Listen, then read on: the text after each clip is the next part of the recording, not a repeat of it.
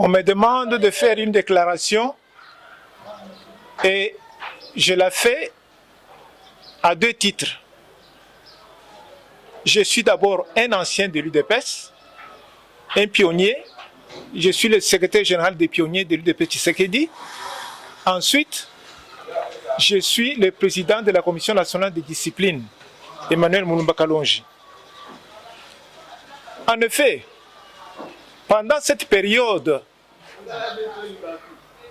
difficile, la période où l'UDPS Tshisekedi est en train de descendre aux enfers, qui peut convoquer le Congrès?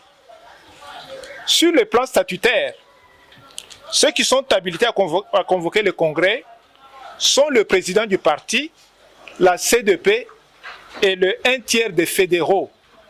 Mais comme le président du parti est devenu président de la République, il est rendu muet par la Constitution de la République. Mais comme il reste président du parti, la CDP l'a consacré haute autorité politique de référence du parti depuis 2019, afin d'avoir un regard sur la marche du parti. Quant aux fédéraux, il y en a qui ont été nommés par le défunt président du parti, Etienne Tshisekedi Mulumba de heureuse mémoire.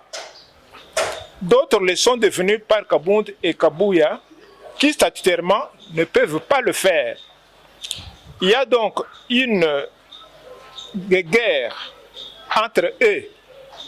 C'est ainsi qu'ils sont disqualifiés et ils ne peuvent pas convoquer le Congrès. Parce que les uns se battent contre les autres. Il ne reste donc que la CDP qui le doit légalement, maintenant, selon l'article 19, et qui est habilité à fixer l'ordre du jour selon l'article 19, et selon l'article 21, elle doit le communiquer aux participants 2 mois avant l'ouverture de la session. Mais comme la CDP se réunissait de temps en temps sous les arbres du centre Bondeko, devant l'impossibilité de se réunir à la permanence qui leur était refusée, elle est en possession du 3/4 de l'ordre du jour. Ainsi, avant la tenue du congrès, il faudrait d'abord la convocation de la session de la CDP pour fixer justement cet ordre du jour.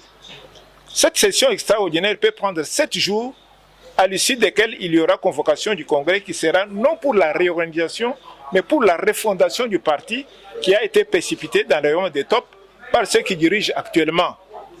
En dehors de ce chemin, tout ce que l'on ferait serait illégal. Nous demandons donc à la haute autorité politique de référence du parti de s'y impliquer afin de nous permettre de réussir. Je vous remercie.